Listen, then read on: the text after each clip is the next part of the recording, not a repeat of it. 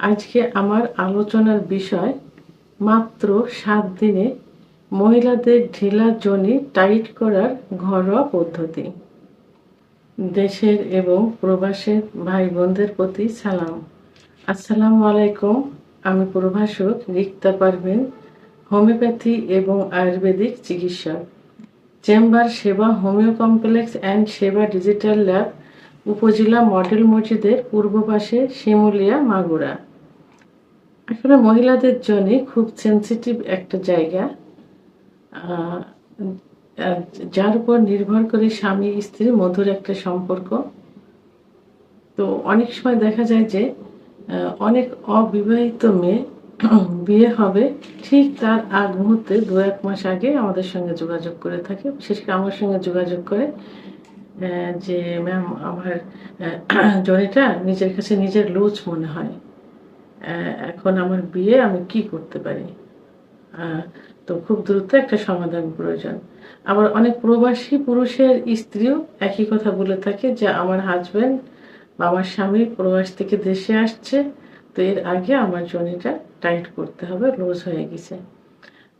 এই যে যাদের বিয়ে হয়নি তাদের কিন্তু বিভিন্ন কারণে জনি লুজ হতে পারে বা লুজ মনে হয়। প্রথমত একটু বয়স করে বিয়ে হলে, আবার দেখা যায় যারা একটু হেলদি মানে স্বাস্থ্য বেশি হয়ে থাকে, আবার অনেক সময় স্কুল কলেজে পড়ালেখা করার সময় দেখা যায় যে তারা খেলাধুলোর সঙ্গে সংযুক্ত থাকে, দৌড় ঝাঁপ লাফ, সাইকেল চালানো ইত্যাদি করে থাকে।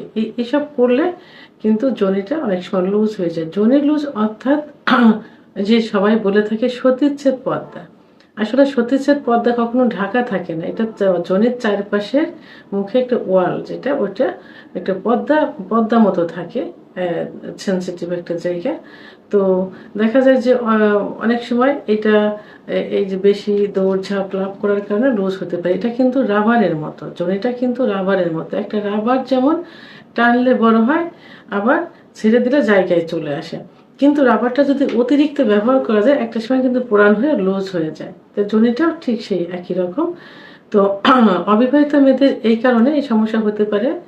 আর যারা প্রবাসে থাকে, প্রবাসী যে বউ, তাদের দেখা যায় যে তাদের বিয়ে করার পরে 2-1 মাস তো কাছে থাকে, তারপরে তো বাইরে যায় নিয়মিত 3-4 বার কি 2-3 বার সহবাস হয়।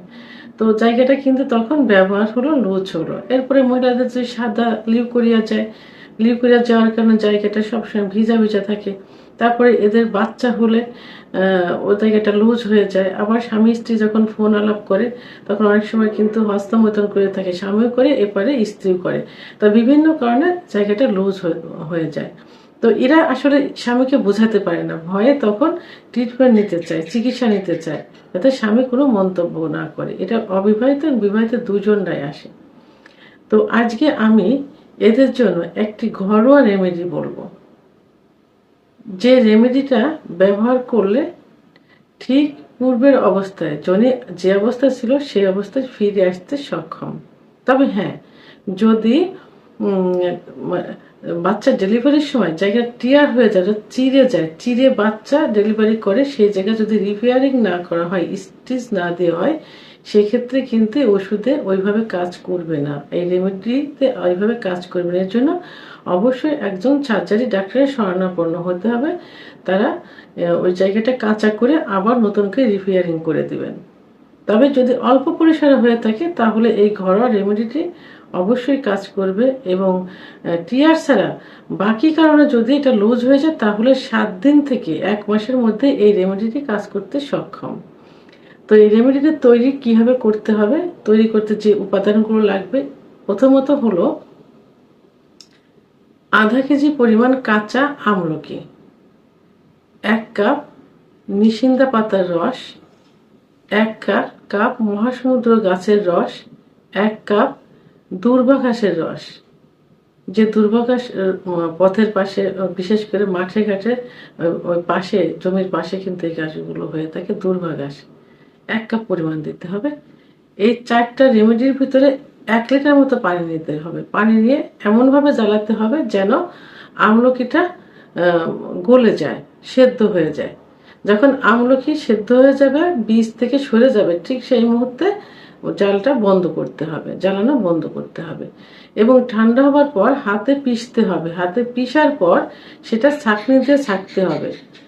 এই রস, এই চারটা উপাদানের রস ভালো একটা পাত্রে, একটা জারে, কাঁচের জারে সুরক্ষিতভাবে রাখতে হবে এবং এই রসটা, এই রেমেডিটা কি করতে হবে, পাতলা একটা কাপড়, বিশেষ করে হাত পা ভেঙে গেলে, কেটে গেলে যে গজ কাপড় আমরা ব্যবহার করি, এই গজ কাপড় প্যাকেটজাত অবস্থায় কিন্তু ডাক্তারের একটা ওষুধের ফার্মেসিতে পাওয়া যাবে, ওখান থেকে এনে এই 2-3টা আনতে হবে।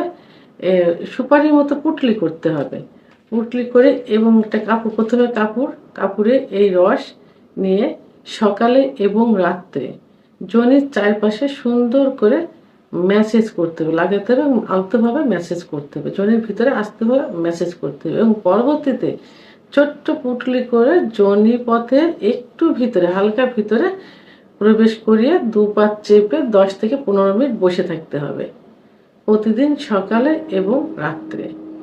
এভাবে টানা 1 থেকে 1.5 মাস যদি এই রেমেডিটা ব্যবহার করা যায়, তাহলে অবশ্যই যোনি আগের অবস্থায় ফিরে আসবে, অর্থাৎ টাইট হয়ে যাবে। আমার ভিডিওটি সম্পর্কে যদি কোনো মতামত থেকে থাকে অবশ্যই কমেন্টসের মাধ্যমে জানাবেন। আর ভিডিওটি ভালো লাগলে লাইক, কমেন্ট, সাবস্ক্রাইব করে আমার সঙ্গে থাকুন। আল্লাহ হাফেজ।